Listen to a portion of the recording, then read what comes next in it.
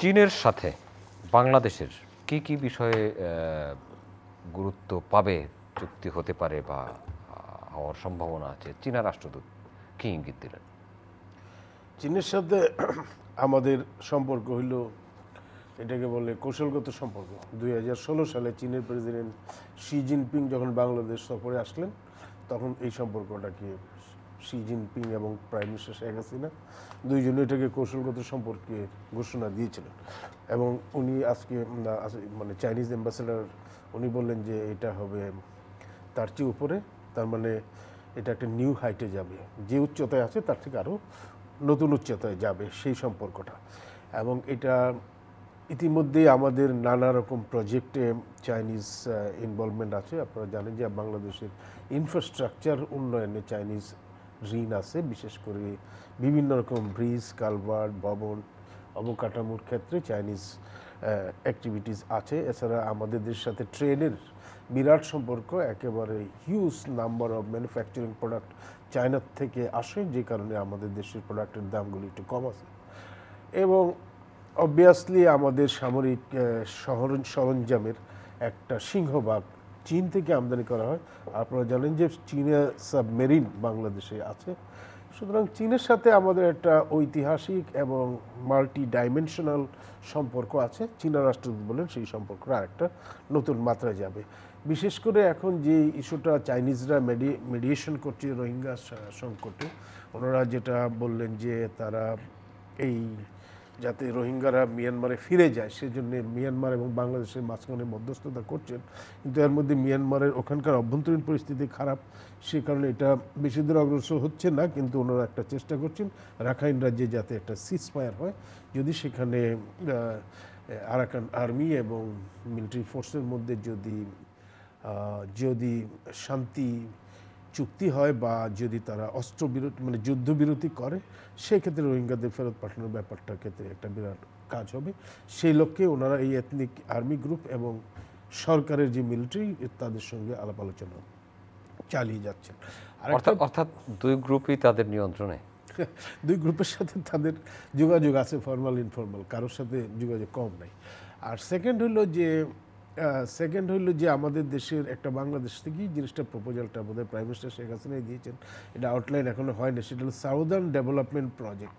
Southern development এটা হলো যে পায়রা বন্দর থেকে শুরু করে কক্সবাজার পর্যন্ত যে উপকূলীয় অঞ্চল, বে অফ বেঙ্গল এবং সেখানকার যে অর্থনৈতিক উন্নয়ন, সেই জন্য যে ধরনের প্রজেক্ট নেওয়া যায় সেটা এখনও বিস্তারিত রূপরেখা হয় নাই। তবে এটার ক্ষেত্রে অর্থায়নের ক্ষেত্রে কি হবে সেই বিষয়টা হয়তো এই সফরে আলোচনা হবে। কিছু কিছু চুক্তি তো অবশ্যই হবে, সেটা হলো যে বাংলাদেশের যে উন্নয়ন, কারণ ওনারা যেটা বলছে যে বাংলাদেশ এখন যেটা উন্নয়ন করছে ইনফ্রাস্ট্রাকচারের ক্ষেত্রে, সেই জায়গায় তাদের কন্টিনিউয়াস কনস্ট্রাকশন ক্ষেত্রে সেটা একটা থাকবে। ট্রেড এবং ইনভেস্টমেন্ট, এখানে ট্রেড তো এক নম্বরই বলা যায়, সেই প্রচুর জিনিস ইম্পোর্ট করি আমরা চায়না থেকে।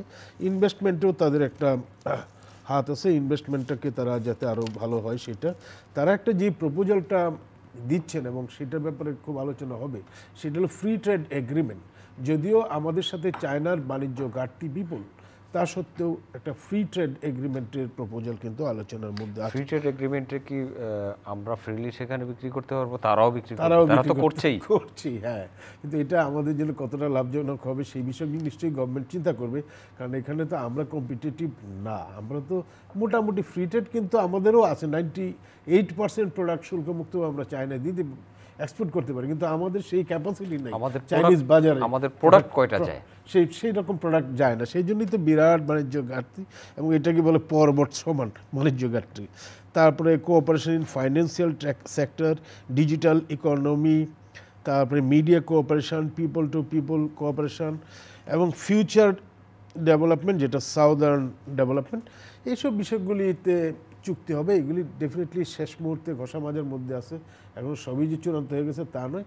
তারপরেও বোঝা যায় যে চায়নার থেকে একটা বিপুল অঙ্কের ঋণ ডেফিনেটলি বাংলাদেশের যেটা প্রয়োজন ইনফ্রাস্ট্রাকচার, সেই ধরনের চুক্তি হয়তো নতুন করে আবারও হতে পারে।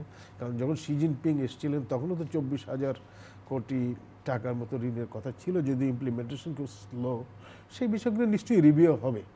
তো আমার মনে হয় যে এটা একটা আরেকটা জিনিস ওনারা যে কৌশলগত সহযোগিতাটা তারা চায় সেটা হলো যে রিজনাল ক্ষেত্রে তারা রিজনাল এবং গ্লোবাল ক্ষেত্রে তারা একটা সহায়তা চায়, যেটা বাংলাদেশ বরাবরই বলে আসছে যে বাংলাদেশ এক চীন নীতিতে বিশ্বাস করে।